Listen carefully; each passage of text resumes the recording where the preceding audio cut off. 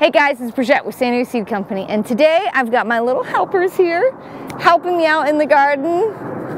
Yeah, look at that little monster. That is a future farmer right there. And today we're going to be talking about planting in pots, everything you need to know to have beautiful, gorgeous lettuce like this in zone 9 and 10. Before I get into that, make sure you hit the like and subscribe button so you're notified anytime we put out a video. Okay, so I know that my garden doesn't probably look like a lot of your gardens, and that's because I plant in ground most of the time.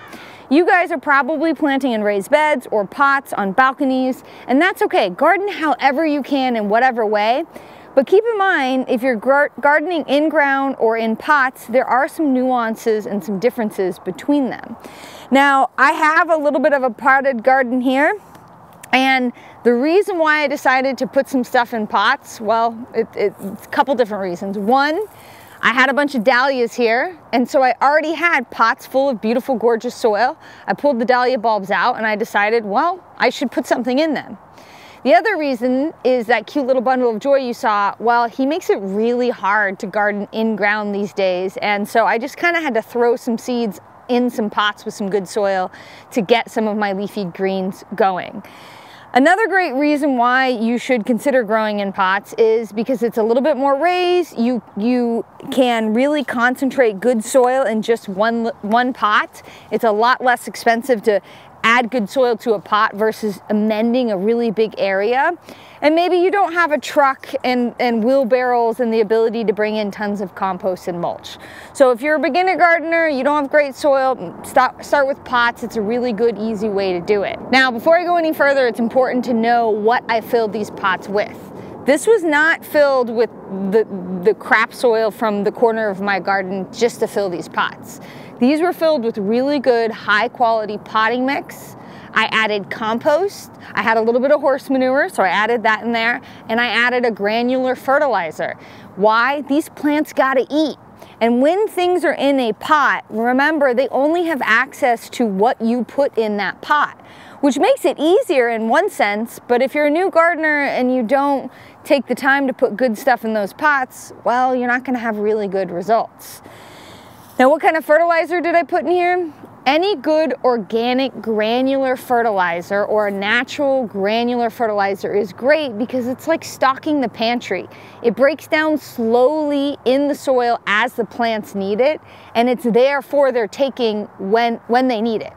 A liquid fertilizer is fine, but it's going to flow through the pot, and all of your pots should have drainage. On the bottom of your pots, there should definitely be holes so that moisture can get through. And your liquid fertilizer is just gonna run right through it and out onto the ground, and you're gonna waste it. So if you're going to use a liquid fertilizer, make sure you have a saucepan or something underneath it to hold the moisture and the fertilizer so that it then can suck back up. Another great thing about doing pots is I have them kind of gathered over here in this area of the garden that's a little less harsh. And when the sun starts to change in the spring, I can move these. I have options. They don't need to stay right where they are. It's a great thing if you have a very urban garden and you have very strong shade or sun aspects of your garden because maybe your neighbor's shed or maybe there's a high-rise next to you. It's really great that you can move pots, and it makes it really simple. Another consideration when you're planting in pots, specifically in zone 9 and 10, I mean really anywhere, but got to double down on this on zone 9 and 10, is how often you have to water. Now look at this pot, okay? Let's go back to like 6th grade science class. This pot is raised above ground, which means that there's all this surface area, which means hot air, which pulls moisture out of the pot, can literally go all the way around this and dry it out very quickly. The type of material that your pot is also going to play a role in that. This is like crumbling terracotta. It's very porous and moisture gets in and out of here very easily. So this is gonna dry out way quicker than, say, this plastic pot. So keep that in mind. No matter what you plant in though, you should be checking your pots often, really almost every single day if the temperatures are warm. And the The smaller the pot, the less soil matter there is to hold on to moisture. The smaller the sponge, the quicker it's going to dry out. So just for a visual, think about it this way. If you were to take this pot and dig a big hole and put it in the ground, air can't get to it as easy, which means it's not going to dry out as quickly. That's what it's like when you have something planted in the ground. Above ground, we have all this area and it's going to dry out very quickly. The placement of your pots makes a big difference too. I see it all the time. People will take their pots and they put it up against maybe the front of their house because they want it to look pretty, and it's a south-facing house on concrete. So you have hot sun that's hitting the house and hitting the concrete and hitting this pot, and it dries out so quickly they can't keep up with watering it, and they almost always kill the plant inside. So lots of benefits to growing in pots, but some things that you have to remember. One, use really good soil. Make sure you add fertilizer. People forget that all the time. And make sure you water often. Now, to really drive home why moisture matters, you might be thinking, why did I do such a big pot for a crop that literally has root systems that are this big?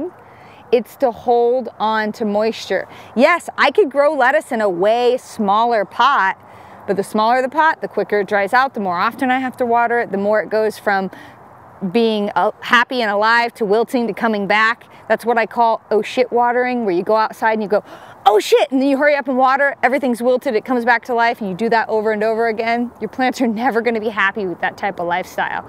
So the bigger the pot, the better. The bigger the pot, the more moisture it holds, the happier the plant is going to be. Now, let's talk about what you should plant in your pots. Well, you can plant just about anything, but if you're a brand new gardener, there's some crops, specifically vegetable crops, that are really easy in pots and really practical. Lettuces are one of them. I love doing lettuces in pots because I can move it into a shadier, cooler part of the garden in zone 9 and 10, where our weather temperatures in the cool season can be very warm. It's very easy to harvest. I can go through with a pair of scissors and do what's called a cut and come again process. I also can seed them very heavily. You can see that I've seeded them really heavy in here because I want lots of beautiful leafy greens. And I'm not having to deal with a bunch of weeds inside of this lettuce mix. You can see there's a couple of little nettles in here. I can pull those out. They're actually edible and really good for you, but I'll pull them out. But other than that, we got a rogue borage here. We'll pull that out. Other than that, it's a beautiful patch of gorgeous, organic, tender leafy greens that is a lot easier to cultivate in a pot than it is in ground. This particular lettuce is a leafy green lettuce, so this is not a heading lettuce like a romaine, like our Jericho or our iceberg Great Lakes. You want to eat this as a leafy green. But if you were to say go buy starts at the nursery and you buy some romaine starts and you stick 4 of them in here, they're going to head up and become an actual head of lettuce like you get at the store. This again is tender leafy greens. This is like the plastic square piece that you buy in the produce section with the spring mix in it. That's what this is. And it really works well in pots because of the way in which you can come through and give it a haircut and it will grow again. It's very young and very tender, super delicious, and again, really good for pots.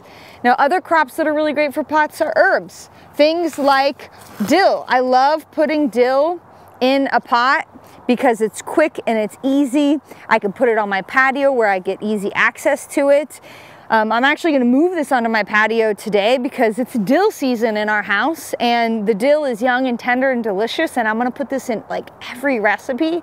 So I don't want it all the way over here. I want it way closer to me, and doing it in a pot allows me to do that. Other easy, quick crops are things like radishes. Again, one of the reasons why it's easy to do it in a pot is because it's easy to keep weeds at bay and easy to thin.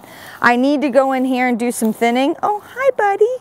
I'm sorry, you're not supposed to be in there. What's that? This is a snail. I need to come in here and do some thinning, which is really easy because it's raised, it's easier on my back. When I have my baby strapped to me, it's way easier to get to this. And these are radishes, they don't need a lot of soil space, so I don't need to take up a bunch of room in my garden growing them. I can easily grow them in pots. Cilantro is another great one.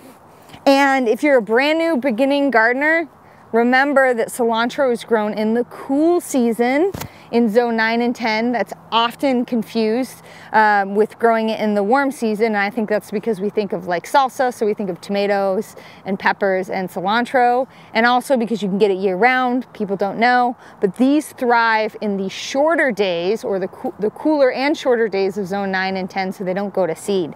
So this cilantro looks really good, and I have a beautiful pot of chicken tortilla soup in the house, and this is going to go on top of it. So whatever you're planting in your pots, keep in mind good soil, pot location, watering often is all going to make you much more successful. And trust me, you start planting in a few pots. I did over a decade ago, and then you're gonna have a 4-acre farm. It happens, it's okay, it's fine, not a big deal.